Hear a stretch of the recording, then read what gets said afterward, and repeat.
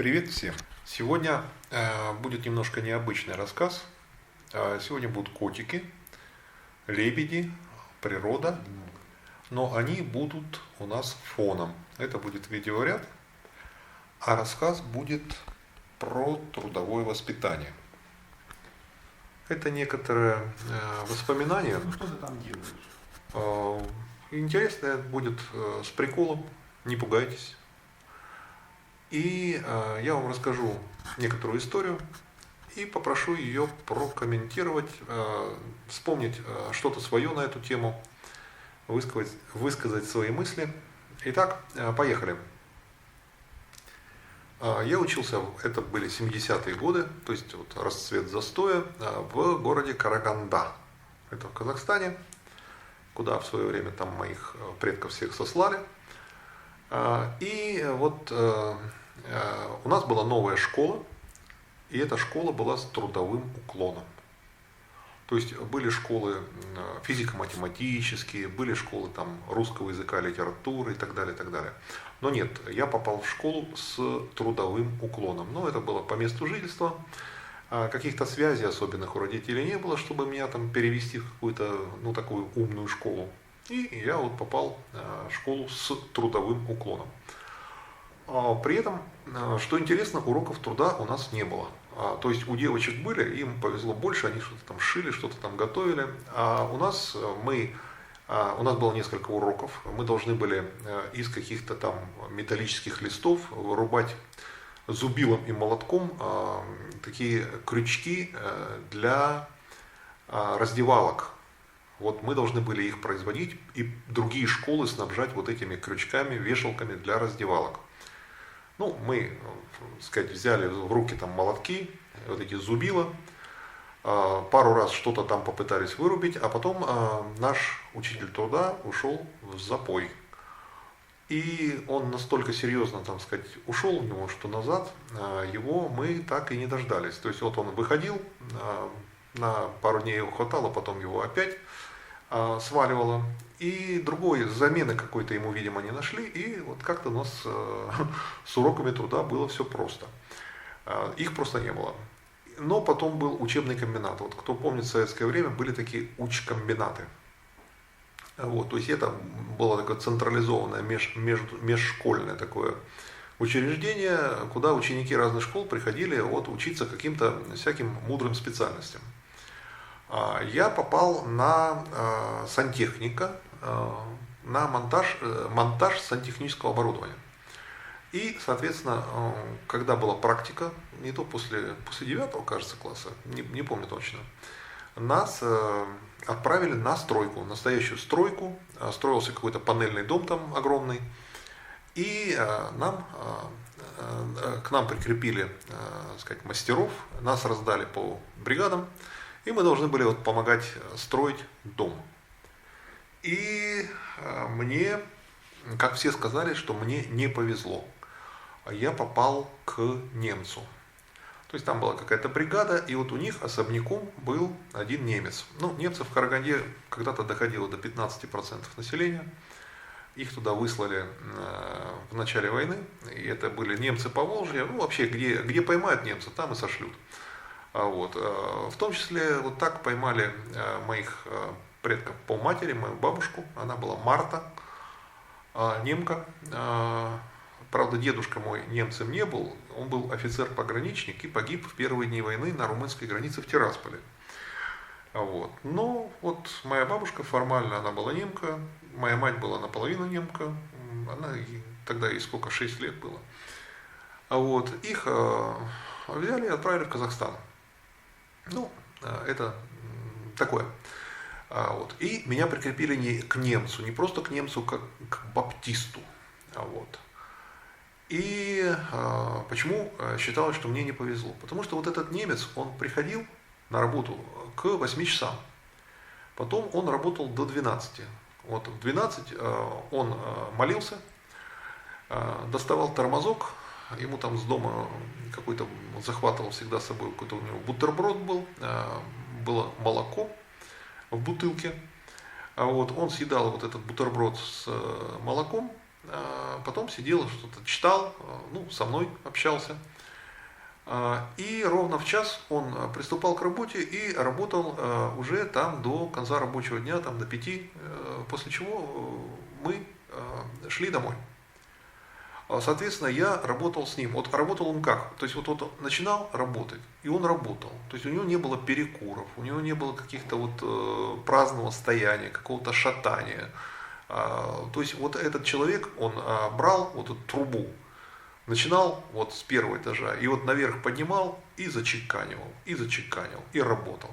Ну, соответственно, я, конечно, потом уже понял, что мне очень сильно повезло с ним.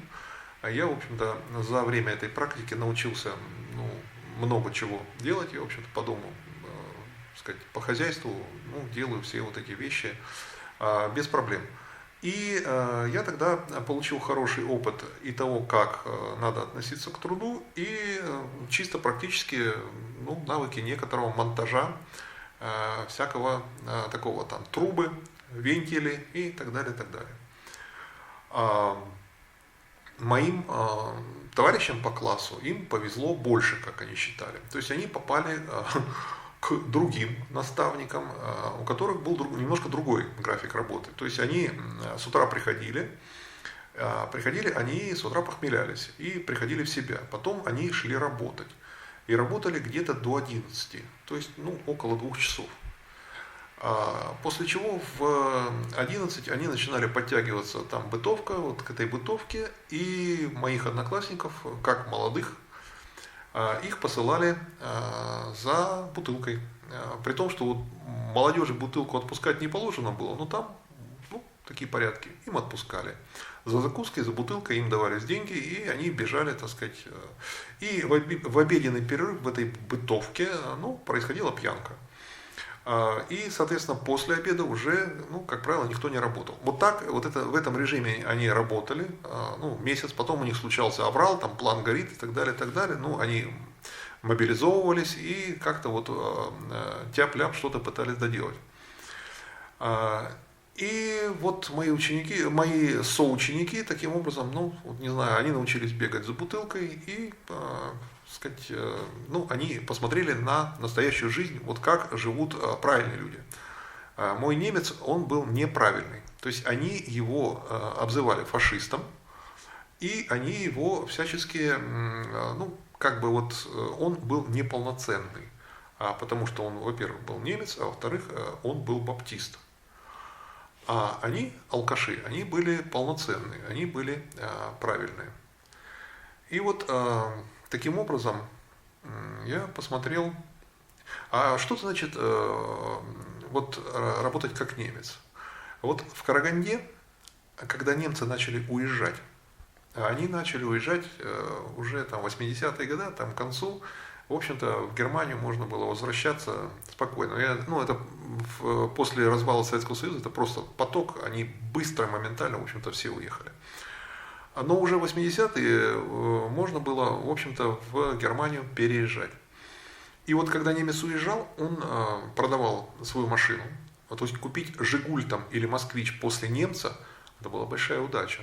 То есть это была машина, которая, пусть ей там ей 10 лет, но она в идеальном состоянии. То есть она обслуживалась, у нее все там подкручено, подверчено, подкрашено и так далее. То есть вот это купить дом после немца, ну это вообще большая удача. То есть немецкий дом, ну по сравнению с тем, как жили остальные жители тех районов, то есть вот немецкие кварталы, немецкие дома, это был, конечно, ну это капитал был.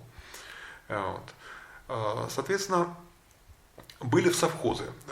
Немцев было очень много, их высылали. И в том числе были совхозы немецкие. Был известный там совхоз имени Энгельса. И там у меня мать была врачом. Периодически она с бригадами ездила туда, они там анализы брали, какую-то диспансеризацию проходили. Ну, были какие-то мероприятия из города, вот бригады врачей отправляли по деревням. И вот попасть на такую диспансеризацию в совхоз Энгельса, это была большая удача. Это вот как бы туда очередь была.